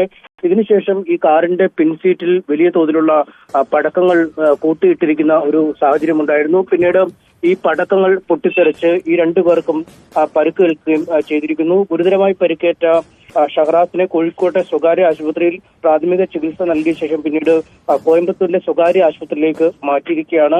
ഒപ്പം കൂടെ ഉണ്ടായിരുന്ന ആൾക്കും പരിക്ക് പറ്റുന്ന ഒരു സാഹചര്യം ഉണ്ടായി. കാറിന്റെ പിൻസീറ്റിലാണ് ഇത്തരത്തിൽ ഈ പൊട്ടിത്തെറി ഉണ്ടായത്. ഇതേ തുടർന്ന് കാറിനും സാരമായ കേടുപാടുകൾ സംഭവിച്ചു. ഈ പയ്യോളിയിൽ നിന്നും നാദാപുരത്ത് നിന്നും ഉള്ള ബോംബ് സ്ക്വാഡൊക്കെ എത്തിയാണ് ഈ കാര്യങ്ങൾ സ്ഥിതിഗതികൾ നിയന്ത്രണ വിധേയമാക്കുകയും മറ്റു പടക്കങ്ങൾ നിർവീര്യമാക്കുകയും ചെയ്ത് ഇത്തരത്തിൽ അങ്ങേയറ്റം വലിയൊരു അപകടത്തിലേക്ക് നയിക്കാവുന്ന ഒരു സാഹചര്യം തന്നെയാണ് അവിടെ സൃഷ്ടിക്കപ്പെട്ടത്. അതുകൊണ്ട് തന്നെയാണ് ഇരുവർക്കുമെതിരെ, ഈ ഷഹറാസ്, റയീസ് എന്നിവർക്കെതിരെ നാദാപുരം പോലീസ് കേസെടുത്തിരിക്കുന്നത്. 10 വർഷം വരെ തടവ് ശിക്ഷ ലഭിക്കാവുന്ന കുറ്റങ്ങളാണ് ഇരുവർക്കെതിരെയും ചുമത്തുകയും ചെയ്തിരിക്കുന്നത്. എന്തായാലും നമുക്കറിയാം, കഴിഞ്ഞ കുറച്ച് നാളുകളായി തന്നെ സംസ്ഥാനത്ത് പല വിധത്തിലുള്ള ആഘോഷങ്ങൾ നടക്കുമ്പോൾ ആഘോഷങ്ങൾ അതിരുവിടുന്ന തരത്തിലേക്ക്, അത് സ്കൂളുകളിലായാലും യുവജന സംഘടനകൾ നടത്തുന്ന പരിപാടികളൊക്കെ ആയാലും അതിരുവിടുന്ന തരത്തിലേക്ക് ആഘോഷങ്ങൾ നടക്കുന്ന കാഴ്ച നമ്മൾ കാണാറുണ്ട്. ഈ വിനോദസഞ്ചാരത്തിന് പോകുന്ന വാഹനങ്ങളിൽ കയറ്റിവെച്ച് പൂത്തിരി കത്തിക്കുക, പടക്കം പൊട്ടിക്കുക പോലുള്ള കാര്യങ്ങൾ നടക്കുന്നു. ആളുകളുടെ മധ്യത്തിൽ ഇത്തരം സ്ഫോടക വസ്തുക്കൾ അശ്രദ്ധമായി കൈകാര്യം ചെയ്യുന്ന സംഭവങ്ങളൊക്കെ കണ്ടു. അത്തരത്തിൽ തന്നെ ചേർത്ത് വായിക്കാൻ കഴിയുന്ന ഒരു സംഭവമാണ് ഇപ്പോൾ ഉണ്ടായിരിക്കുന്നത്. ഇക്കാര്യത്തിൽ ഈ പടക്കം പൊട്ടിക്കലുകൾക്ക് ശേഷം ഈ ആളുകൾക്കും പരിക്ക് പറ്റിയിട്ടുണ്ട് എന്നതാണ് ഏറെ പോലീസിനെയും ഇക്കാര്യത്തിൽ നടപടിയെടുക്കാൻ പ്രേരിപ്പിക്കുന്നതിലും. പരിക്കേറ്റ ആളുടെ നില ഗുരുതരമായി തന്നെ തീർച്ചയായും അപകടകരമായ ഒരു സാഹചര്യമാണ് കോഴിക്കോട് നാദാപുരത്തുണ്ടായത്. അനീഷ്, ഈ പടക്കം, അതായത് ഈ കാറിനുള്ളിൽ വെച്ചാണ് ഇങ്ങനെ പടക്കം പൊട്ടിക്കുന്നത്. ഇതിന്റെ ഗൗരവത്തെക്കുറിച്ചൊന്നും, ഇതിന്റെ ഒരു അപകടത്തെക്കുറിച്ചൊന്നും ഇവർക്ക് അറിവില്ലാത്തത് കൊണ്ടായിരിക്കുമോ? കാരണം ഇവിടെ നിരവധി ആളുകൾ നോക്കി നിൽക്കുന്നുണ്ട്. ആരും ഇതിനൊന്നും ചോദ്യം ചെയ്യാനൊന്നും തയ്യാറായില്ലേ? പോലീസ് ഉടൻ തന്നെ നടപടി സ്വീകരിക്കുകയായിരുന്നു. ആരെങ്കിലും പരാതി നൽകിയതിന്റെ അടിസ്ഥാനത്തിലാണോ പോലീസ് കേസെടുത്തത്? പോലീസ് സ്വമേധയാ തന്നെ കേസെടുത്തു എന്നാണ് നമുക്ക് മനസ്സിലാക്കാൻ കഴിയുന്നത്. കാരണം പെരുവഴിയിലാണ്, വളരെ ചുരുങ്ങിയ സമയത്തിനുള്ളിൽ തന്നെ ഈ പടക്കങ്ങൾ പൊട്ടിയിട്ടുണ്ട്. പക്ഷേ അത് വലിയൊരു അപകടമാണ്. കാരണം ഒരു സുരക്ഷിതത്വവുമില്ലാതെ ആളുകൾ തിങ്ങിക്കൂടി നിൽക്കുന്ന പെരുവഴിയിൽ ഇത്തരം പടക്കം പൊട്ടിക്കുന്നു. സമീപത്ത് തന്നെ കെട്ടിടങ്ങളുണ്ട്, കച്ചവട സ്ഥാപനങ്ങളുണ്ട്, ഒരുപക്ഷെ ഈ തുണിക്കടകൾ പോലുള്ള പലവിധ സ്ഥാപനങ്ങൾ ഈ പരിസരത്തൊക്കെ ഉണ്ട്. ഒരുപക്ഷെ ഒരു തീപ്പൊരി അകത്തേക്കൊന്ന് ചെറിയാൽ പോലും വലിയ അപകടത്തിലേക്ക് നയിക്കാൻ കഴിയുന്ന ഒരു സാഹചര്യം. പ്രത്യേകിച്ചും ഈ റോക്കറ്റ് പോലുള്ളവ നിക്ഷേപിക്കപ്പെടുമ്പോൾ അവ ഏത് ഭാഗത്തേക്കാണ് അപ്പോൾ അത് എത്തരത്തിലുള്ള ഒരു നാശനഷ്ടമാണ് ഉണ്ടാക്കുക എന്നതിനെ കുറിച്ച് നമുക്ക് പ്രവചിക്കാൻ പോലും പറ്റാത്തൊരു സാഹചര്യമുണ്ട്. ഒപ്പം ഈ പടക്കങ്ങൾ പൊട്ടിക്കുന്നത് തുടർച്ചയായി വീണ്ടും പ്രയോഗിക്കാനായി അവിടെ ഈ വാഹനത്തിനുള്ളിലും പടക്കങ്ങൾ സൂക്ഷിച്ചിരുന്ന ഒരു സാഹചര്യം. എന്തായാലും അവയൊക്കെയാണ് പൊട്ടിത്തെറിക്കുകയും ഒരു അപകടത്തിലേക്ക് നയിക്കുകയും ചെയ്തിരിക്കുന്നത്. അപകടത്തിൽ ആ പെരുവഴിയിൽ അഭ്യാസം കാണിച്ചവർക്കും പരിക്ക് പറ്റിയിട്ടുണ്ട് എന്നതാണ് ഇതിൽ എടുത്തു പറയാനുള്ളത്. എന്തായാലും വലിയൊരു അപകടത്തിലേക്ക് നയിക്കപ്പെടുന്ന സാഹചര്യം തന്നെയായിരുന്നു അവിടെ ഉണ്ടായിരുന്നത്. ടോം.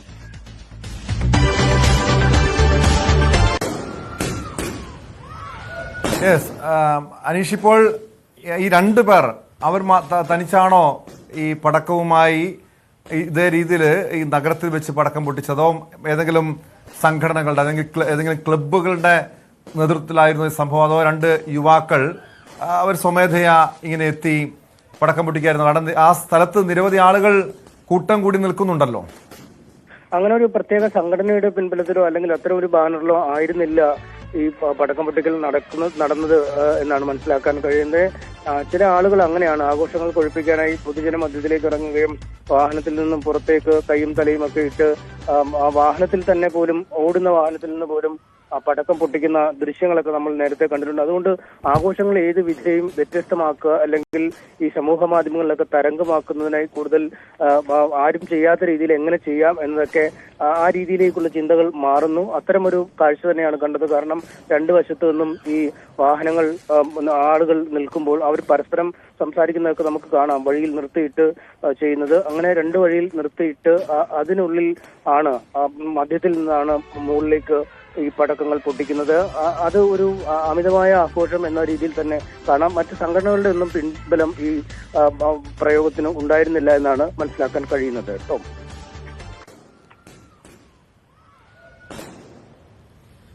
വ്യക്തമാണ്. MS അനീഷ് കുമാറാണ് വിവരങ്ങൾ നൽകിയത്. കോഴിക്കോട് നാദാപുരത്താണ് നഗരമധ്യത്തിൽ ആളുകൾ നോക്കി നിൽക്കെ പടക്കം പൊട്ടിച്ച് ആഘോഷത്തിന് പോലീസ് രണ്ടുപേർക്കെതിരെ കേസെടുത്തത്. സംഭവത്തിൽ നിരവധി പേർക്ക് പരിക്കേറ്റിരുന്നു. കാരണം ഇതുപോലുള്ള നിരവധി ആളുകളുടെ ജീവൻ പോലും അപകടത്തിലാകുന്ന രീതിയിലാണ് യുവാക്കളുടെ ഭാഗത്തുനിന്ന് ഇത്തരം നടപടി ഉണ്ടായത്. കടുത്ത നടപടി തന്നെ പോലീസ് സ്വീകരിക്കുമെന്നാണ് വ്യക്തമാക്കിയിരിക്കുന്ന കാര്യം. റോഡിൽ വാഹനം നിർത്തിയതിനെ ചൊല്ലിയുള്ള തർക്കത്തിനിടയിൽ പാലക്കാട് യുവാവിന് കുത്തേറ്റ സംഭവമാണ് സ്പോട്ട് ലൈവിന് പരിശോധിക്കുന്നത്. കുടൽമന്ദം പുതുക്കാട് സ്വദേശി സന്ദീപിനാണ് കുത്തേറ്റത്. പ്രതി സുജിത്തിനെ പോലീസ് അറസ്റ്റ് ചെയ്തിട്ടുണ്ട്.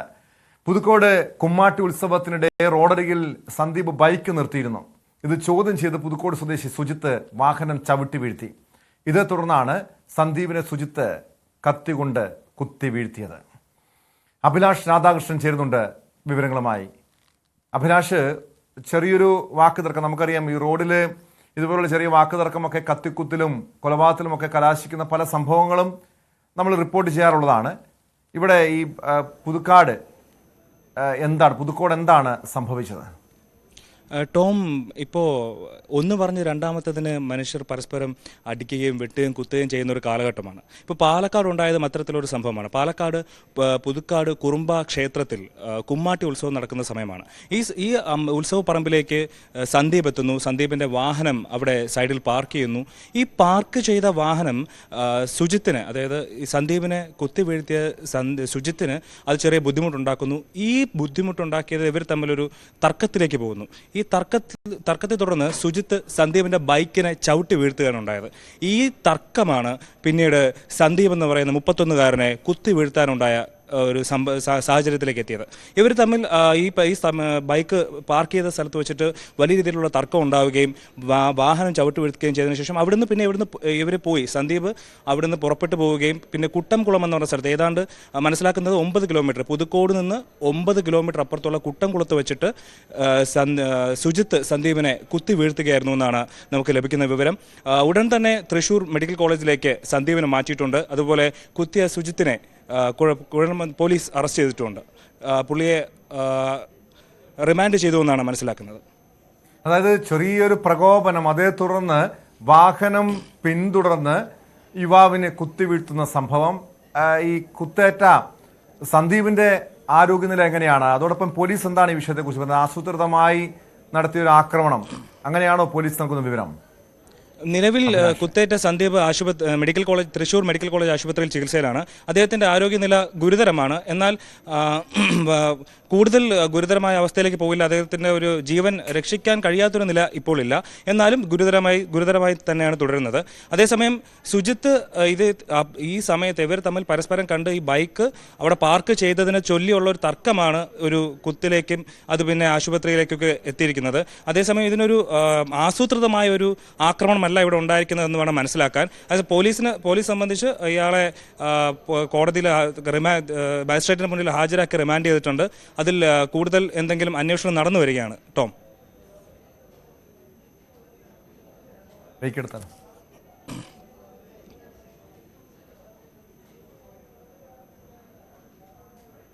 തർക്കത്തിന്റെ പേരിലാണ്, ക്ഷേത്രോത്സവത്തിനിടെ ഉണ്ടായ ചെറിയൊരു തർക്കത്തിനിടയിലാണ് യുവാവിന് കുത്തേറ്റത്. പ്രതിയെ പോലീസ് അറസ്റ്റ് ചെയ്തിട്ടുണ്ട്. സ്പോട്ട് ലൈവിൽ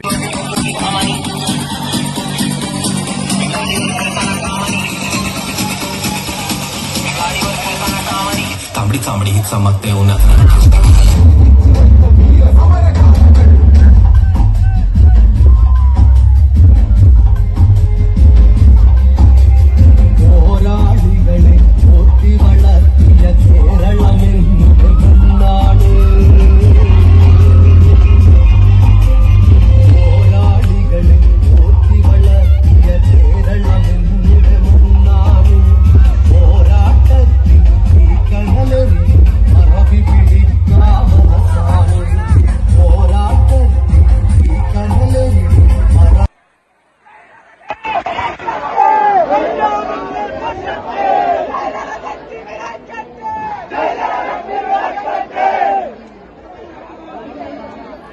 ഇത് കണ്ണൂരിലൊരു ക്ഷേത്രോത്സവത്തിനിടെയുള്ള കാഴ്ചകളാണിത്. ആ ചെങ്കൊടിയിൽ കാണുന്നത് വിപ്ലവകാരികളുടെ ചിത്രങ്ങളല്ല, മുഴപ്പിലങ്ങാട് സൂരജ് വധക്കേസിലെ പ്രതികളുടെ ചിത്രങ്ങളാണ്. CPM പ്രവർത്തകരാണ് കൊലക്കേസ് പ്രതികളുടെ ചിത്രങ്ങളുമായി കണ്ണൂരിലെ ക്ഷേത്രോത്സവ കലശത്തിൽ ആഘോഷം നടത്തിയത്. കണ്ണൂർ പറമ്പായി കുട്ടിച്ചാത്തൻ മഠമുത്സവത്തിന്റെ ഭാഗമായാണ് കലശഘോഷയാത്ര നടന്നത്. മുഴപ്പിലങ്ങാട് സൂരജ് വധക്കേസിലെ പ്രതികളുടെ ചിത്രമുള്ള കൊടികളാണ് ഘോഷയാത്രയിൽ ഉപയോഗിച്ചത്. സുമേഷ് മൊറാഴ ചേരുന്നുണ്ട് വിവരങ്ങളുമായി. സുമേഷ്, നമുക്കറിയാം അടുത്ത കാലത്ത് ഏറെ വിവാദമായ, ഏറെ ചർച്ചയായതാണ് ക്ഷേത്രോത്സവത്തിനിടെ വിപ്ലവ ഗാനങ്ങൾ മുഴക്കിയ സംഭവമൊക്കെ. എന്നാൽ അതിന് തൊട്ടു പിന്നാലെ തന്നെ കണ്ണൂരിൽ ക്ഷേത്രോത്സവ കലശത്തിൽ കൊലക്കേസ് പ്രതികളുടെ ചിത്രങ്ങളുമായി CPM പ്രവർത്തകർ ആഘോഷം നടത്തുന്ന കാഴ്ചകൾ. എന്താണ് അവിടെ സംഭവിച്ചത് സുമേഷ്? ടോം സൂചിപ്പിച്ചതുപോലെ തന്നെ ഇതൊരു ഒറ്റപ്പെട്ട സംഭവമല്ല, പ്രത്യേകിച്ച് കണ്ണൂരിൽ അതുപോലെ മലബാർ. കണ്ണൂരിൽ ഇത് സ്വാഭാവികമാണ്. അതായത് ഓരോ ക്ഷേത്രങ്ങളിലും, അതായത് ആളുകൾ കൂടുന്ന ഇടങ്ങളിലൊക്കെ രാഷ്ട്രീയ പാർട്ടികൾ അവരുടെ ശക്തി തെളിയിക്കുന്നതിന് വേണ്ടിയിട്ടുള്ള പ്രകടനങ്ങൾ നടത്തുക, അതാണ് സ്വാഭാവികമായിട്ട് ഇവിടെ നടന്നു വരുന്നത്. അതിന്റെ ഭാഗമായാണ് ഇന്നലെ നടന്ന ഈ ഒരു സംഭവം കൂടി. അതായത് കായലോട് പറമ്പായി കുട്ടിച്ചാത്തൻ മഠം ഉത്സവത്തിന്റെ ഭാഗമായുള്ള കലശഘോഷയാത്രയിലാണ് ഇത് ഒരു വിചിത്രമായ സംഭവം ഉണ്ടായിരിക്കുന്നത്. നമുക്കറിയാം, കഴിഞ്ഞ ദിവസമായിരുന്നു മുഴപ്പിലങ്ങാട്, അതായത് BJP പ്രവർത്തകനായിട്ടുള്ള സൂരജ് വധക്കേസിലെ പ്രതികളെ കോടതി കുറ്റക്കാരെന്ന് കണ്ടെത്തിയത്. 9 പേരെയാണ് കുറ്റക്കാരാണെന്ന് കണ്ടെത്തിയിട്ട് ഈ 9 പേരുടെ ചിത്രങ്ങൾ ആലേഖനം ചെയ്തിട്ടുള്ള കൊടികൾ ഉയർത്തിക്കൊണ്ടായിരുന്നു ഇന്നലെ ഈ ക്ഷേത്രത്തിൽ CPM പ്രവർത്തകർ ഇത്തരം ഒരു പ്രകടനം നടത്തിയത്. അത് അവരുടെ ഭാഗത്തുനിന്നുള്ള ഒരു വേർഷൻ, അതായത് അവരുടെ വിശദീകരണം എന്നുള്ളത്, ഇത് കോടതി ഇവരെ കുറ്റക്കാരാണെന്ന് കണ്ടെത്തിയെങ്കിലും ഞങ്ങളുടെ മനസ്സിൽ ഇവർ കുറ്റക്കാരല്ല, ഇവർ ഇതിനു വേണ്ടി അല്ലെങ്കിൽ മേൽക്കോടതിയെ സമീപിച്ചുകൊണ്ട് ഇവർ കുറ്റക്കാരല്ല എന്ന് തെളിയിക്കുന്നതിന് വേണ്ടി എല്ലാ പ്രവർത്തനവും നടത്തും. അതിപ്പോ സ്വാഭാവികമായും അത് ജില്ലാ നേതൃത്വം ഉൾപ്പെടെ കഴിഞ്ഞ ദിവസങ്ങൾ പ്രതികരിച്ചതുമാണ്. അതുകൊണ്ട് തന്നെ അവരുടെ മനസ്സിൽ ഇവർ കുറ്റക്കാരല്ല, അത് കുറ്റക്കാരല്ല എന്ന് തെളിയിക്കുന്നതിന് വേണ്ടിയുള്ള പ്രകടനമാണ് ഇവർ ഇത്തരം സ്ഥലങ്ങൾ നടത്തിക്കൊണ്ടിരിക്കുന്നത്. ഇത് നേരത്തെ സൂചിപ്പിച്ചതുപോലെ ഓരോ പ്രദേശത്തും ഓരോ രാഷ്ട്രീയ പാർട്ടികൾക്കും അത് അവരുടേതായ ശക്തി കേന്ദ്രങ്ങൾ ഉണ്ടാവാം. സ്വാഭാവികമായിട്ട് ഇതൊരു ശക്തി കേന്ദ്രമാണ്. കായലോട് എന്ന് പറയുന്നത് CPMന്റെ ഒരു ശക്തി കേന്ദ്രമാണ്. അവിടെ അവരുടെ ശക്തി തെളിയിക്കുക എന്നുള്ള ഒരു പ്രവർത്തനമാണ് ഇന്നലെ ഇവർ നടത്തിക്കൊണ്ടിരിക്കുന്നത്. കഴിഞ്ഞ ദിവസങ്ങളിൽ നമുക്കറിയായിരുന്നു കതിരൂര്, തലശ്ശേരി പോലുള്ള ഇതുപോലുള്ള ക്ഷേത്രങ്ങൾ. പക്ഷേ ഇവിടെ സുമേഷ്, ഇന്ത്യൻ നിയമവ്യവസ്ഥയെ തന്നെ ചോദ്യം ചെയ്യുന്ന രീതിയിൽ ഒരു കോടതി കുറ്റക്കാരെന്ന് വിധിച്ച് ഒരു കൊലക്കേസിൽ ശിക്ഷ വിധിച്ച പ്രതികളുടെ ചിത്രങ്ങളാണ് ഈ രീതിയിൽ അവരെ മഹത്വവൽക്കരിച്ചുകൊണ്ട് CPM പ്രവർത്തകർ പാർട്ടി കൊടിയിന്മേൽ അവരുടെ ചിത്രമടങ്ങിയ കൊടിയുമായി ആഘോഷം നടത്തി. ഇങ്ങനെ ഒരു തെറ്റായ സന്ദേശമല്ല ഇത്. ഇവിടെ പോലീസും ഇന്റലിജൻസ് ഒന്നും ഇത് അവരുടെ ശ്രദ്ധയിലൊന്നും ഇത് പെടുന്നില്ലേ? ഈ വിഷയത്തിൽ പോലീസിന്റെയോ ഇന്റലിജൻസോ ഈ വിഷയത്തിൽ ഇടപെട്ടിട്ടുണ്ടോ? എന്താണ് പോലീസ് ഉൾപ്പെടെ നൽകുന്ന വിവരങ്ങൾ? സുമേഷ്, അതാണ് ടോം നേരത്തെ ഞാൻ സൂചിപ്പിച്ചത്. ഇതൊരു വിചിത്രമായ ഒരു സംഭവമാണ്. ഇത്ര ഒരു വിചിത്രമായ സംഭവം നടക്കുന്ന സമയത്ത് സ്വാഭാവികമാണ് ഇന്റലിജൻസും അതുപോലെ തന്നെ പോലീസും അതുമായി ബന്ധപ്പെട്ടുള്ള നടപടിക്രമങ്ങളുമായി മുന്നോട്ട് പോകും. സ്വാഭാവികമായും ഇന്റലിജൻസ് ഇതുമായി ബന്ധപ്പെട്ടുള്ള നടപടിക്രമങ്ങളുമായി മുന്നോട്ട് പോവുകയാണ്. അതുമായി ബന്ധപ്പെട്ട റിപ്പോർട്ട് ഓൾറെഡി ഇതിനകം തന്നെ പോലീസ് ശേഖരിച്ചു എന്നാണ് വിചാരിക്കുന്നത്. അതുമായി ബന്ധപ്പെട്ടുകൊണ്ട് തന്നെ ഇത്തരം നടപടികളുമായി പോലീസ് വരും ദിവസങ്ങളിൽ കടക്കും എന്നാണ് വിചാരിക്കുന്നത്. ഏതായാലും പോലീസ് ഒരു കേസോ മറ്റു കാര്യങ്ങളുമായി ഇതുവരെ മുന്നോട്ട് പോയിട്ടില്ല. ഇതിനെതിരെ ഒരു പരാതിയോ നിലവിൽ പോലീസിന് മുൻപാകെ വന്നിട്ടില്ല. അതുകൊണ്ട് തന്നെ അത്തരം ഒരു പരാതികളുമായി ഇപ്പം പോലീസ് മുന്നോട്ട് പോയിട്ടില്ല എന്നാണ് വിചാരിക്കുന്നത്. എന്തായാലും വരും ദിവസങ്ങളിൽ പോലീസ് ഇതുമായി ബന്ധപ്പെട്ട റിപ്പോർട്ടുമായി അത് അവിടെ നടന്ന കാര്യങ്ങൾ, ഇതിന്റെ ഇന്റലിജൻസിന്റെ രണ്ട് കാര്യങ്ങളുണ്ട്. ഒന്ന്, ഇന്റലിജൻസ് ഇത്തരം ഒരു വിഷയങ്ങൾ നടക്കാൻ സാധ്യതയുണ്ടോ എന്നുള്ള കാര്യം സ്വാഭാവികമായും ഇന്റലിജൻസിന്റെ മുൻപാകെ വരേണ്ട കാര്യമാണ്. എന്നാൽ അത് ഇന്റലിജൻസ് അത് പോലീസിന് മുൻപാകെ റിപ്പോർട്ട് ചെയ്തിട്ടുണ്ടോ? ഇത് സ്വാഭാവികമാണ്. ഇത്തരമൊരു പ്രശ്നങ്ങൾ നടക്കുന്ന സ്ഥലങ്ങളിൽ രാഷ്ട്രീയ പാർട്ടികൾ തമ്മിൽ പ്രകോപനപരമായി, അതായത് ശക്തി തെളിയിക്കുന്ന ഒരു കേന്ദ്രം ഇവർ വരുത്തി തീർക്കുന്ന സ്ഥലത്ത്, അതായത് CPM ഒരു സ്ഥലത്ത് മുദ്രാവാക്യം വിളിക്കുമ്പോൾ തൊട്ടപ്പുറത്ത് BJPയോ അല്ലെങ്കിൽ കോൺഗ്രസോ അവരുടെ ശക്തി തെളിയിക്കുന്നതിന് വേണ്ടി പരസ്പരം മുദ്രാവാക്യം വിളിക്കുകയും അതുമായി ബന്ധപ്പെട്ട സംഘടനകൾ സ്വാഭാവികമായി ഇവിടെ നടന്നു വരുന്ന ഒരു രീതിയാണ് പ്രത്യേകിച്ച് കണ്ണൂർ ഉണ്ടാകുന്നത്. അതുകൊണ്ട് തന്നെ ഇത്തരം ഈ ഇന്റലിജൻസ് പോലുള്ള പോലീസ് വിഭാഗങ്ങൾ അത് മുൻകൂട്ടി കാണേണ്ടതുണ്ട്. അത് കണ്ടിട്ടുണ്ടോ എന്നുള്ള കാര്യങ്ങളായിരിക്കും വരും ദിവസങ്ങളിൽ ഇനി അറിയേണ്ടത്. വ്യക്തമാണ്. സുമേഷ് മൊറാഴയാണ് വിവരങ്ങൾ നൽകിയത്. കണ്ണൂരിലാണ് ക്ഷേത്രോത്സവത്തിനിടെ CPM പ്രവർത്തകർ കൊലക്കേസ് പ്രതികളുടെ ചിത്രങ്ങളടങ്ങിയ കൊടിയുമായി ആഘോഷം നടത്തിയത്. കൊല്ലം കരുനാഗപ്പള്ളി സന്തോഷ് വധക്കേസിൽ 2 പ്രതികൾ കൂടി പോലീസ് പിടിയിൽ. അക്രമത്തിൽ നേരിട്ട് പങ്കാളികളായ പ്യാരി, ഹരി എന്നിവരാണ് പിടിയിലായത്. ഇരുവരും ഓച്ചിറ സ്വദേശികളാണ്. മാവേലിക്കര തഴക്കര റെയിൽവേ സ്റ്റേഷന് സമീപത്തെ കുറ്റിക്കാട്ടിൽ ഒളിച്ചിരുന്ന ഇരുവരെയും ഓച്ചിറ CI സുജാതൻ പിള്ളയുടെ നേതൃത്വത്തിലുള്ള പ്രത്യേക അന്വേഷണ സംഘമാണ് കസ്റ്റഡിയിലെടുത്തത്. വിവരങ്ങളുമായി വിനീഷ് ചേരുന്നുണ്ട്. വിനീഷ്, ഈ കേസിൽ സന്തോഷ് വധക്കേസിൽ ഈ കൃത്യത്തിൽ നേരിട്ട് പങ്കെടുത്ത 2 പേർ കൂടി പിടിയിലാകുന്നു. ഒരാൾ നേരത്തെ പിടിയിലായിരുന്നു, ഒരാൾ പോലീസിന്റെ കൺമുന്നിൽ വെച്ച് രക്ഷപ്പെടുന്ന സാഹചര്യമുണ്ടായി. തുടക്കം മുതൽ തന്നെ ഈ വിഷയത്തിൽ സന്തോഷ് വധക്കേസിലെ പ്രതികളെ പോലീസ് സംരക്ഷിക്കാൻ നോക്കുന്നു, CPMന്റെ സംരക്ഷണം ഇവർക്കുണ്ട് എന്ന രീതിയിലുള്ള ചില ആരോപണങ്ങളൊക്കെ ഉയർന്നു വന്നതാണ്. ഇവർക്ക് കൊട്ടേഷൻ നൽകിയ പങ്കജ് മേനോൻ എന്ന ഗുണ്ടാ നേതാവും CPM നേതാക്കളും തമ്മിലുള്ള ബന്ധങ്ങളൊക്കെ പുറത്തു വന്നതാണ്. അതിന്റെ ചിത്രങ്ങൾ പുറത്തു വന്നതാണ്. ഇപ്പോൾ 2 പ്രതികൾ പോലീസിന്റെ പിടിയിലായിട്ടുണ്ട്. മറ്റു പ്രതികൾ ഇനിയും പ്രതികൾ പിടിയിലാകാനുണ്ടല്ലോ. അവരെ കേന്ദ്രീകരിച്ചുള്ള അന്വേഷണം എങ്ങനെയാണ് നീങ്ങുന്നത് വിനീഷ്? ടോം, നാടിനെ നടത്തിയ കരുനാഗപ്പള്ളി സന്തോഷ് വധക്കേസിൽ 4 പേരാണ് പിടിയിലായിരിക്കുന്നത്. ഇതിൽ പിടിയിലായ പ്രതികൾ മനു, രാജീവ്, എന്നിട്ട് കഴിഞ്ഞ ദിവസം പിടിയിലായ പ്യാരി, ഹരി എന്നീ 4 പേരാണ്. ഇതിൽ നമുക്ക് പ്രധാനമായിട്ടും പറയാനുള്ളത് ഇതിന്റെ 1ാം പ്രതി എന്ന് പോലീസ് കരുതുന്ന ആളെ ഇതുവരെ പിടികൂടാൻ സാധിച്ചിട്ടില്ല. അതുപോലെ തന്നെ ഈ കൃത്യത്തിൽ കൊട്ടേഷൻ നൽകിയ ആളാണ് പങ്കജ് മേനോൻ. പങ്കജ് മേനോനെതിരെയും അന്വേഷണം ശക്തമായി തന്നെ തുടരുന്ന ഒരു സാഹചര്യമാണ് ഉള്ളത്. ടോം, നമുക്ക് സൂചിപ്പിക്കാനുള്ളത് ഈ മനുവിനെ ആയിരുന്നു ആദ്യം പോലീസ് പിടികൂടിയത്. അത് കൃത്യം നടന്ന ദിവസം അന്ന് തന്നെ മനുവിനെ കസ്റ്റഡി എടുക്കുകയായിരുന്നു. മനുവാണ് ഇവർക്ക് ഈ സംഘങ്ങൾക്ക് വേണ്ടുന്ന സഹായങ്ങൾ എത്തിച്ചു നൽകിയത്. അതായത് ഇവർ കൃത്യം നടത്താനായി ഒരു ഇന്നോവ കാറിലായിരുന്നു എത്തിയത്. ഈ കാർ എടുത്തു നൽകിയതടക്കം മനുവാണ്. മനുവിനെ വിശദമായി ചോദ്യം ചെയ്തപ്പോൾ ചില നിർണായക വിവരങ്ങൾ പോലീസിന് ലഭ്യമായി. തുടർന്ന് നടത്തിയ അന്വേഷണത്തിലാണ് മറ്റ് പ്രതികളും കൂടെ പിടിയിലാകുന്നത്. നമുക്ക് എടുത്തു പറയാനുള്ള മറ്റൊരു കാര്യമുണ്ട്. മനുവിന്റെ വീട്ടിൽ വെച്ചാണ് ഈ സംഘാംഗങ്ങൾ ഇത് ആസൂത്രണം ചെയ്തത്. അതായത് ഈ കൃത്യം നടത്തുന്ന രീതികൾ കൃത്യമായി ഇവർ ആസൂത്രണം ചെയ്തു. അതുപോലെ തന്നെ മാസ്ക് ധരിച്ചു. മാരകായുധങ്ങളുമായിട്ട് ഇവർ പുറപ്പെട്ടതടക്കം ഈ വീട്ടിൽ നിന്നാണെന്നാണ് പോലീസ് കണ്ടെത്തിയിരിക്കുന്നത്. അതിലുപരിയായിട്ട് ഇവർ ഇവിടെ ചില പരിശീലനങ്ങൾ നടത്തിയെന്നും പറയപ്പെടുന്നുണ്ട്. ഇതുമായി ബന്ധപ്പെട്ടുള്ള അന്വേഷണം നടന്ന സാഹചര്യത്തിലാണ് മറ്റൊരാൾ പിടിയിലാകുന്നത്. ഈ കൃത്യത്തിൽ നേരിട്ട് പങ്കെടുത്തിട്ടുള്ള ആളാണ്.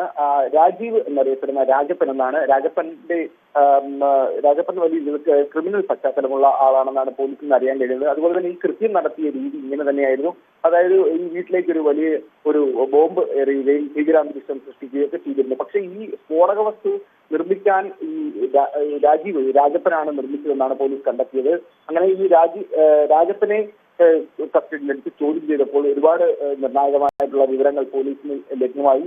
ഇതിൽ സന്തോഷിനെ വകവരുത്താനുള്ള ശ്രമമല്ല ഇവർ നടത്തിയിരുന്നെന്നുള്ളത് മൊഴിയാണ് ഈ രാജപ്പൻ പോലീസിന് നൽകിയത്. അത് പോലീസ് പറയുന്നത് ഇങ്ങനെയാണ്: ഇവർ കൃത്യം നടത്തിയത് തന്നെ രാജപ്പൻ സന്തോഷിന്റെ വീട്ടിലെത്തുകയും സന്തോഷിന്റെ കാലടിച്ച് തകർക്കുകയും ചെയ്തു. അതുപോലെ തന്നെ കൈക്കും വെട്ടേറ്റു. അങ്ങനെയാണ്. പക്ഷെ ഇവർ മൊഴി പറഞ്ഞത് ഞങ്ങൾ ഒരിക്കലും കൊല്ലാൻ വേണ്ടി ചെയ്തതല്ല, ഒരിക്കലും അയാൾ എഴുന്നേറ്റ് നടക്കരുത് എന്നുള്ള ഒരു ഉദ്ദേശത്തിലാണ് ഈ കൃത്യം നടത്തിയതെന്നാണ് പറയുന്നത്. പക്ഷേ പോലീസ് പറയുന്നു അങ്ങനെ കൊല്ലാനാണെങ്കിൽ ഒരുപക്ഷെ അയാളുടെ തലയ്ക്കടിച്ച് കൊലപ്പെടുത്താമായിരുന്നു. പക്ഷെ അങ്ങനെ പ്രതികൾ ചെയ്തില്ല, ഇങ്ങനെ ചെയ്തു. അങ്ങനെയുള്ള ഒരു അന്വേഷണം വന്നപ്പോഴാണ് ഇതുപോലെ മറ്റ് ഗുണ്ടാ സംഘങ്ങളെ ഇവർ ലക്ഷ്യമിട്ടിട്ടുണ്ട് എന്ന് പോലീസിന് ബോധ്യമാകുന്നു. അങ്ങനെ വിശദമായിട്ടുള്ള ചോദ്യത്തിലാണ് ഇതിനകത്ത് മറ്റൊരാളുടെ പേര് ഇയാളിൽ നിന്ന് അറിയാൻ കഴിയുന്നു. ഷിനു പീറ്റർ എന്നാണ് അയാളുടെ പേര്. ആദ്യം ഈ സംഘാംഗങ്ങൾ ഷിനു പീറ്ററുടെ വീട്ടിലെത്തി എന്ന് പറയുന്നുണ്ട്. ഷിനു പീറ്ററും കുടുംബവും വീട്ടിലില്ലാത്തത് കൊണ്ട് അവിടെ ഭീകരാന്തരീക്ഷം സൃഷ്ടിച്ചിട്ടാണ് ഈ സന്തോഷിന്റെ വീട്ടിലെത്തുകയും കൃത്യം നടത്തുകയും ചെയ്തു എന്നുള്ളൊരു മൊഴി വ്യക്തമാണ്. കൊല്ലം കരുനാഗപ്പള്ളി സന്തോഷ് വധക്കേസിലാണ് 2 പ്രതികൾ കൂടി പോലീസിന്റെ പിടിയിലായിരിക്കുന്നത്. എസ് വിനീഷാണ് വിവരങ്ങൾ നൽകിയത്. തൊടുപുഴയിലെ വ്യാപാരിയായ ബിജു ജോസഫിന്റെ കൊലപാതകത്തിൽ വെളിപ്പെടുത്തലുമായി ഭാര്യ മഞ്ജു. മുഖ്യപ്രതിയും ബിസിനസ് പങ്കാളിയുമായിരുന്ന ജോമോന് ബിജു പണം നൽകാനുണ്ടായിരുന്നില്ല. ജോമോൻ ഫോണിലേക്ക് വിളിച്ച് പലതവണ ഭീഷണിപ്പെടുത്തി. കുറ്റവാളികൾക്ക് അർഹിച്ച ശിക്ഷ നൽകണമെന്നും അന്വേഷണത്തിൽ പൂർണ്ണ തൃപ്തിയുണ്ടെന്നും മഞ്ജു പറഞ്ഞു. ഒന്നും കൊടുക്കാനുള്ളതായിട്ടൊന്നും പറഞ്ഞു കേട്ടിട്ടില്ല. ജോമോന് പണം കൊടുക്കാനില്ല എന്ന് തന്നെയാണോ? ഇല്ല, ജോമോന് പണം കൊടുക്കാനില്ല. ഞങ്ങൾ ടീച്ചറിന് അങ്ങനെ പറഞ്ഞിട്ടുമുണ്ട്. തുടർച്ചയായിട്ടില്ല, ഒരു തവണ എന്നെ വിളിച്ചായിരുന്നു. വിളിച്ചത് ഇങ്ങനെയാണ്, ബിജുവിന്റെ രീതിയിലാണ്. തൊടുപുഴയിൽ നിന്ന് പി എസ് സാഗർ ചേരുന്നുണ്ട്. സാഗർ, ഈ കൊലക്കേസിലെ പ്രതിയായിട്ടുള്ള ജോമോൻ പറഞ്ഞത് ബിജു പണം നൽകാനുണ്ട്, അതിന്റെ വിരോധമാണ് കൊലപാതകത്തിൽ കലാശിച്ചതെന്ന്. പക്ഷേ ബിജുവിന്റെ ഭാര്യ അത് നിഷേധിക്കുന്നു. അങ്ങനെയെങ്കിൽ കൊലപാതകത്തിന്റെ കാരണം എന്തായിരിക്കും?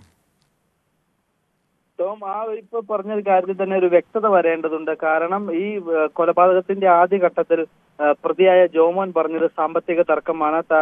ബിജുവും ജോമോനും തമ്മിലുണ്ടായിരുന്ന ബിസിനസ് തകർന്നു, തുടർന്നുണ്ടായ സാമ്പത്തിക തർക്കമാണ് ഇത്തരത്തിലൊരു കൊലപാതകത്തിലേക്ക് നയിച്ചതെന്നാണ് ജോമോൻ പോലീസിന് ഉൾപ്പെടെ മൊഴി നൽകിയിരിക്കുന്നത്.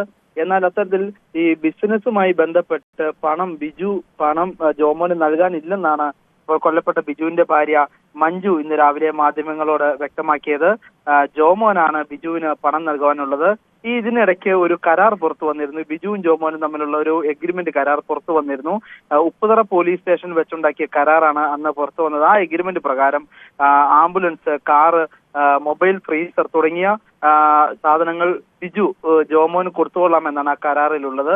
ഈ കരാർ പ്രകാരമുള്ള സാധനങ്ങൾ കൊടുത്തു എന്നാണ് ബിജുവിന്റെ ഭാര്യ ഇന്ന് രാവിലെ പറഞ്ഞത്. ഈ കരാർ പ്രകാരമുള്ള സാധനങ്ങളെല്ലാം തന്നെ ബിജുവിന്റെ വീട്ടിൽ നിന്നും ജോമോൻ എടുത്തുകൊണ്ട് പോയിട്ടുണ്ട്. ബിജു മറ്റു രീതിയിലുള്ള പണമൊന്നും ജോമോന് കൊടുക്കുവാനില്ല. കണക്ക് പറയുകയാണെങ്കിൽ ബിജുവിനാണ് ജോമോൻ പണം തരുവാനുള്ളതെന്നാണ് ബിജുവിന്റെ ഭാര്യ മഞ്ജു പറയുന്നത്. അതേസമയം തന്നെ ബിജുവിനെ കൊലപ്പെടുത്തിയ പ്രതികൾക്ക് അർഹമായ ശിക്ഷ കിട്ടണം, തങ്ങൾക്ക് നീതി ലഭിക്കണം എന്നാണ് മഞ്ജു പറയുന്നത്. ബിസിനസ് പിരിഞ്ഞപ്പോൾ രേഖപ്രകാരമുള്ള കാര്യങ്ങളെല്ലാം ചെയ്തതായും ഈ കുറ്റവാളികൾക്ക് അർഹിച്ച ശിക്ഷ കിട്ടണമെന്നും മഞ്ജു പറയുന്നു.